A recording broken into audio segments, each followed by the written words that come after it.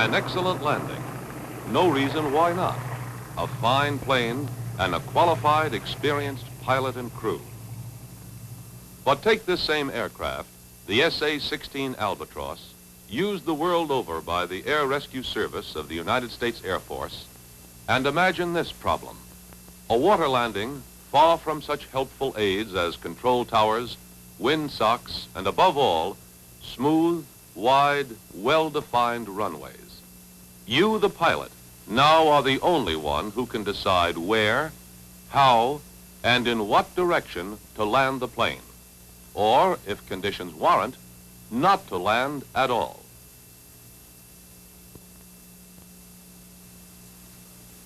That is why amphibian pilots must be thoroughly familiar with the technique of water operations.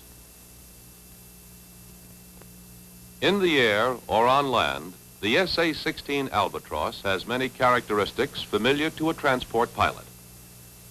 But in certain other ways, it is different. Amphibian plane speeds are always computed in knots. The high wings keep the propellers well above the water.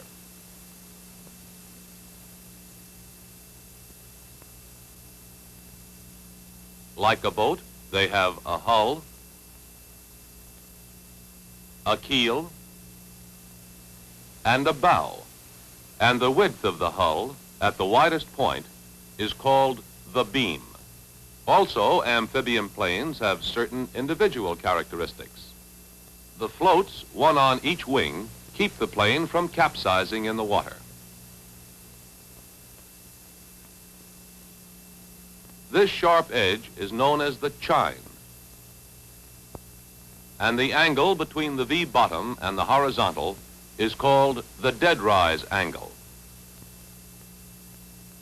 The elevation at the center of the hull bottom is known as the step. All these are important to the water operation of an amphibian. On takeoff, the ailerons are used to keep the wings level. The curved bow and the keel cut through the water, and the nose lifts in the manner of a water ski. The chine diverts spray from the cockpit and the propellers. At higher speed, the nose lowers, and the plane comes up on the step. The effect of the step is to allow air to enter behind it and reduce water drag. This action of coming up on the step is called the hump. From this position, the plane quickly accelerates to takeoff.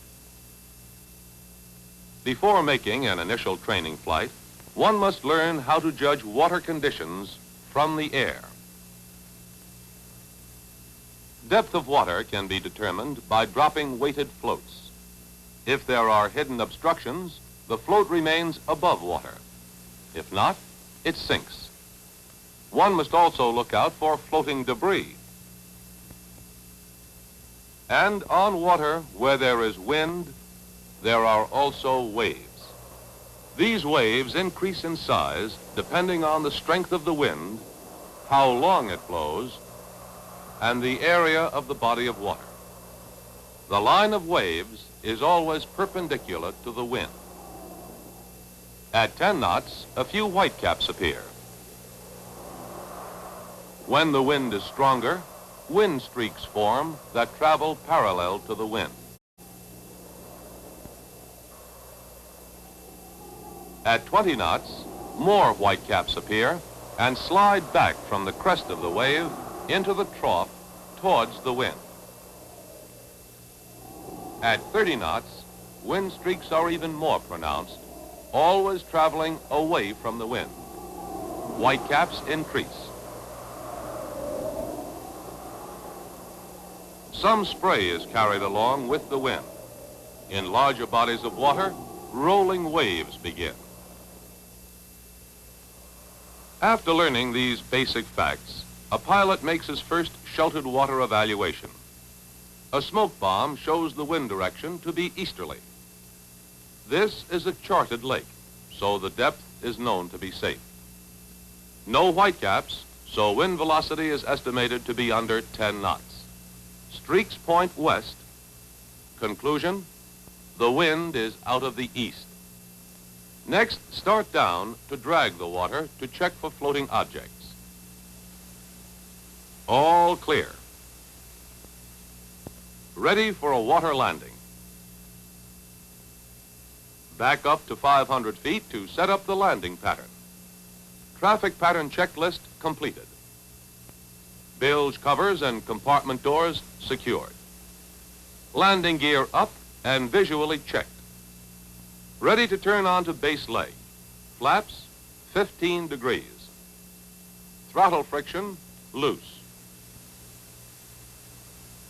Level turn to base leg and level turn to final approach.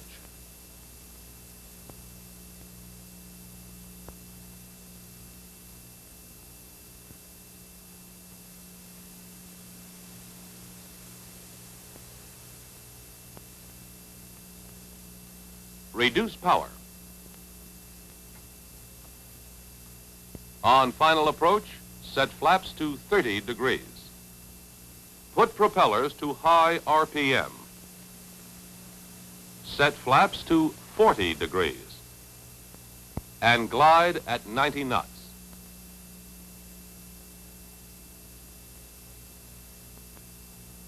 Round out starts at about 70 or 75 feet. Steady back pressure on the elevators, and the plane touches down. Watch the ailerons, because that's all to keep the plane level until it slows down. Now the throttles are retarded and the flaps raised. The control wheel is held back until the landing is completed. A fairly normal into the wind step landing. Now let's take a look at another one, this time in slow motion. Glide at 90 knots. Start round out at 70 or 75 feet, a little higher than most planes.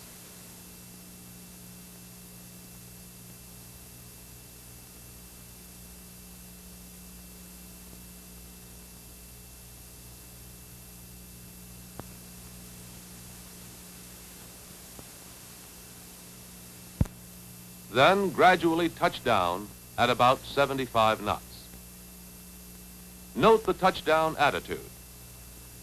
Use ailerons to keep wings level. Retract flaps when plane is solidly in the water and hold the wheel back throughout the runout. The next step is to learn how to taxi on the water. Here the wind is the most important factor to consider. With engines synchronized and idle and controls neutral, the SA-16 acts like a weather vane. The nose seeks out the wind and will sway slowly from one side of the true wind direction to the other in gradually smaller arcs. This action is known as weather cocking. When taxiing into the wind, small turns may be made with rudder and ailerons alone. But note that in this right turn, the aileron control wheel is turned to the left. Left aileron up, right one down. The right aileron offers greater wind resistance than the left, helping turn the plane to the right. Remember, for turns while taxiing into the wind, put aileron control wheel in opposite direction to turn. For sharper turns, use engine power. And for small radius turns and greater control, reverse thrust in one engine and forward pitch in the other easily rotates the plane. As the desired heading is approached, in this case with a right turn, control wheel and rudder are held in same position. Control wheel left, rudder right. Then right engine is put in forward thrust and left engine reduced to idle. Additional right engine power can be used if needed to stop the turn. At proper heading, increase left engine power to correct for weather cocking. This plane is now in position to taxi crosswind and can hold its direction by proper power adjustments. If necessary, reverse thrust may be used to reduce the taxiing speed. Turning downwind, use of reverse pitch on the downwind side is recommended. Here, right engine is placed in idle reverse and forward thrust applied to left engine. In this case, turning downwind, aileron control wheel and rudder are both right. For turns while taxiing downwind, turn the control wheel in the direction of the turn. As before, anticipate heading. Engine on side of turn is put in forward thrust as desired heading is approached, and rudder and aileron controls placed in neutral. In downwind taxiing, heading is held by use of engine power in forward and reverse thrust. Controls are in neutral. High-speed taxiing on the step is possible by first using maximum power to bring the plane through hump speed and onto the step. Then power is reduced sufficiently to hold the plane at this speed. For directional control, rudder and ailerons are used.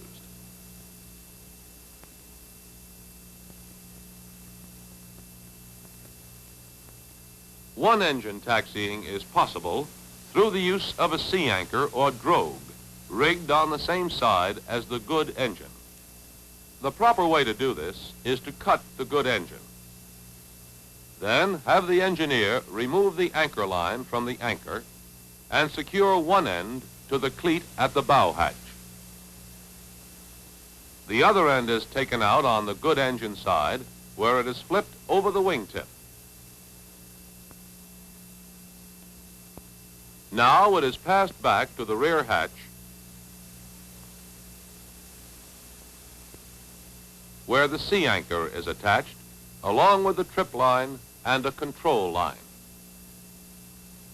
Returning to the bow, the engineer takes in the anchor line until the sea anchor is 10 or 15 feet from the float. Next, he takes the pendant cable, which has a ring on one end and has the other end permanently secured to the bow of the plane. He disconnects the ring, swings the pendant cable free of the radome, then fastens a small retrieving line called a lizard line to the ring and ties on the anchor line.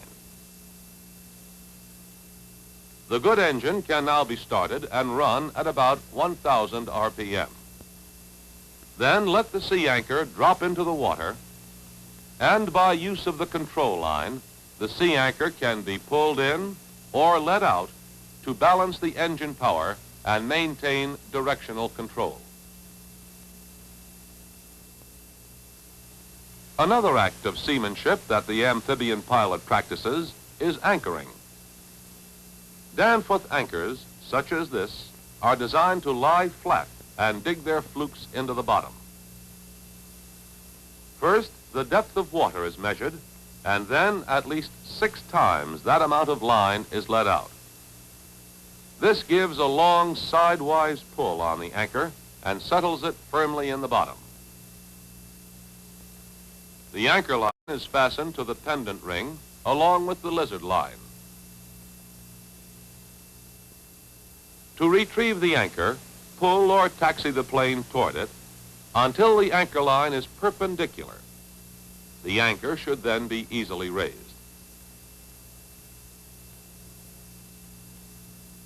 Mooring to a buoy, when available, is preferable to anchoring. Always approach a buoy into the wind. Prior to the approach, the engineer fastens a lizard line and the buoy hook to the pendant cable ring. Taxi very slowly and in such a manner as to bring the buoy along the left or port side of the bow. The engineer removes the pin on the buoy hook handle. When the buoy is under the bow, stop the plane by using idle reverse pitch. When the buoy is within reach, snap the hook to the center ring and pull the handle out. This automatically closes the jaws of the hook. In unshackling, reinsert the buoy hook handle, freeing the hook. Now let's look at towing procedure.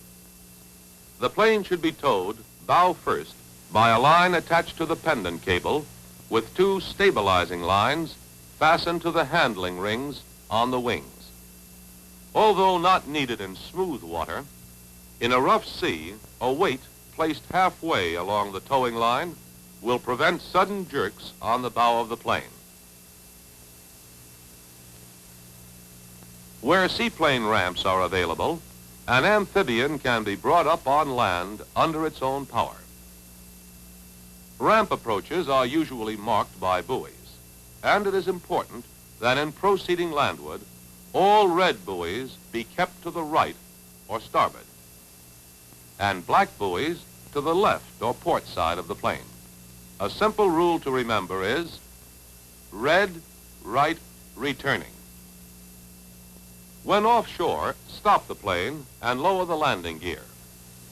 Check down visually.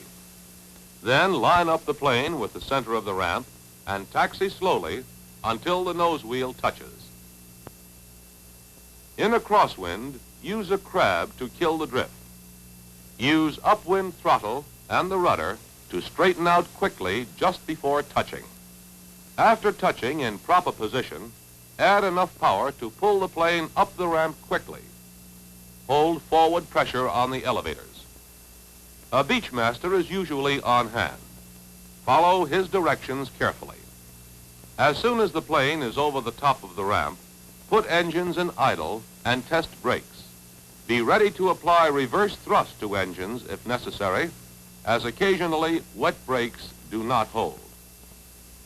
Re-entering the water is a simple maneuver. Take care to enter the water slowly to avoid hitting the afterbody. Brakes will hold until plane is almost all the way down the ramp. Water takeoff procedure in the SA-16 begins with a check to the crew that all compartment doors and hatches are closed. Then, taxi into the wind. Takeoff area clear. Flaps 15 degrees. Checklist completed. Wheel held 3/4 of the way back.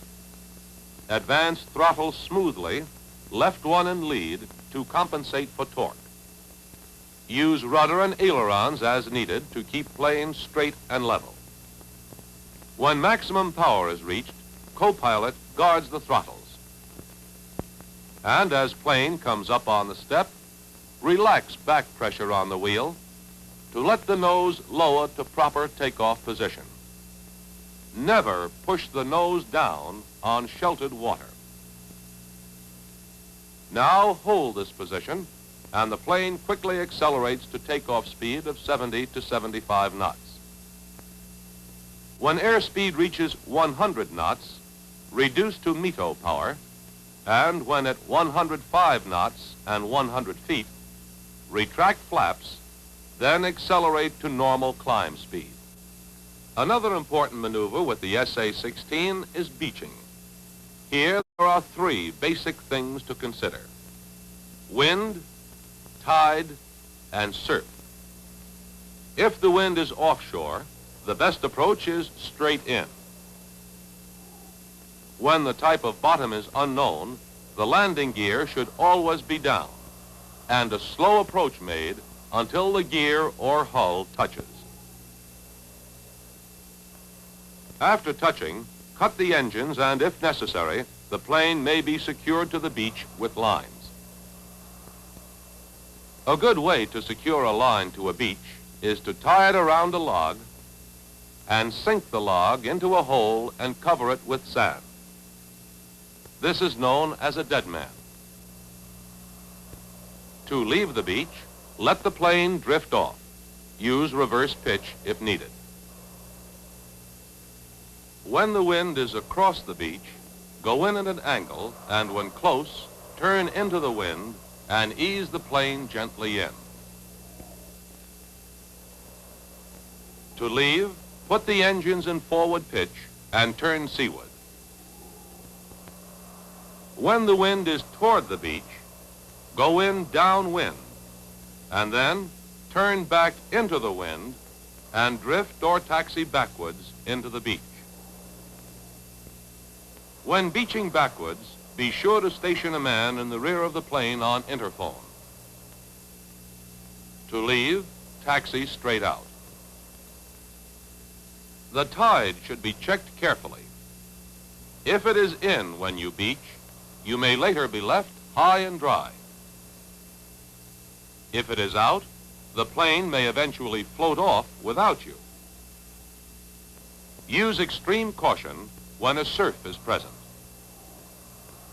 In river landings, one must consider the current as well as the wind. When the wind is over 12 knots and parallel to river, always land into the wind. Take off in same direction. But when the current is swift and the wind is light, land into the current and take off in same manner. When the wind is across the river, land and take off into current. Remember, sometimes in landing, you may bounce. If high, add power and go around. If low, ease back on elevator, add a little power, and stall in. Sometimes on takeoff, a plane will porpoise. The nose is being held too low or the plane is poorly loaded. To correct, use elevators. If this does not work, stop and try again. Keep the wings level on landing, otherwise you may dig afloat. Landing in a crab must also be avoided. It may cause a water loop. Stop the water loop with rudder and engine power. When the visibility is poor or the water glassy smooth, do not level off after takeoff or you might fly back into the water. In instrument water landings, the landing pattern for the SA-16 is established at 500 feet, 1 mile to the side of the desired landing spot. Fly the plane with 15-degree flaps and airspeed of 120 knots for 1 minute beyond the touchdown point. Then make a standard rate level turn to the final approach heading. Reduce power and descend to 300 feet at 90 knots. At 300 feet, raise the nose and add enough power to establish a 200 foot per minute rate of descent at 80 to 85 knots. Take care to use a minimum of power and elevator correction under 300 feet. Maintain this 200 feet per minute rate of descent until the plane contacts the water. On touchdown, retard throttle slowly and raise the flaps.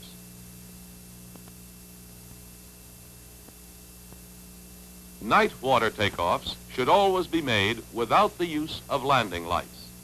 The glare impairs depth perception and is distracting. After selecting the desired heading, the best is into the wind if possible, add power a little slower than usual. This allows more time for adjusting the attitude before coming up on the step. Hold the nose in normal water takeoff position. To do this, use the feel of the elevators and check the flight indicator for the desired attitude. Should the plane start to porpoise, stop and begin again. Maintain takeoff attitude until reaching 100 feet.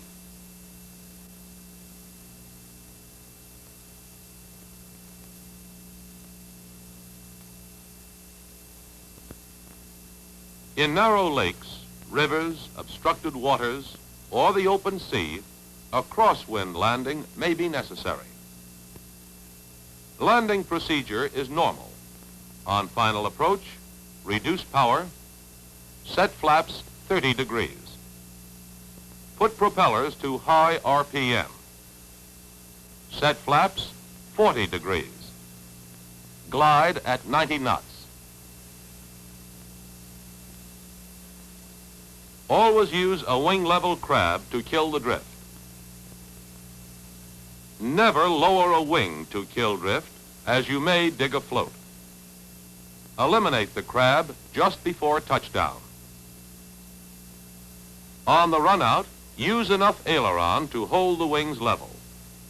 Full downwind rudder and some engine power may be necessary to hold the heading. Now another landing, this time in slow motion with the wind from the left. Eliminate crab just before touchdown. Now note use of ailerons. Wind is from the left, so aileron control is left to keep the wings level. Rudder is right to keep the plane from weathercocking toward the wind. Reverse thrust can also be used to shorten the run-out and to hold course. Use less reverse thrust on the upwind side. In crosswind takeoffs, the problem again is to hold a straight course. Upwind throttle, in this case the right, is advanced enough to keep the plane from weathercocking. Left rudder is also used as necessary, and aileron controls held to the right to lift left wing.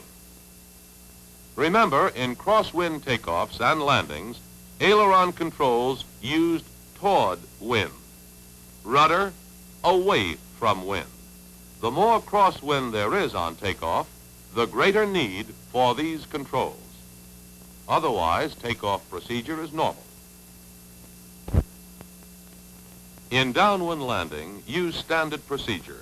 Touchdown speed will be higher, and be sure to hold the nose up. This is a good downwind landing attitude.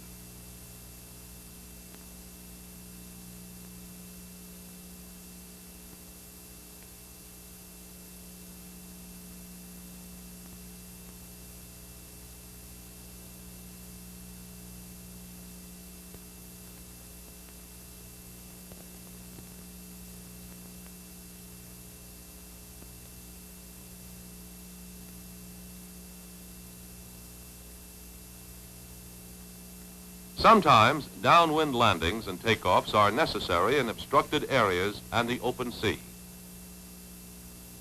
As downwind takeoff starts, the plane may try to weathercock, and control effects may be reversed.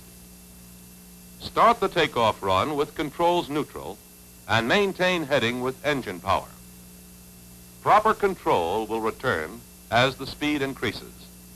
Remember, the takeoff run will be much longer and controls will be much slower in taking effect. Also, the higher water speed on takeoff will cause the nose to lower and create a tendency to porpoise. Correct this by steady back pressure on the elevator. A landing often used in rough water is a full stall landing into the wind. Let's slow the landing down and watch it carefully. Approach is made the usual way, speed 90 knots. Full flaps. Retard throttles. Round out, slow and smooth. A little higher than usual. Pull the wheel back gradually. Plane begins to stall and should be in a full stall when it touches the water. Retract flaps and hold wheel back until the landing is completed.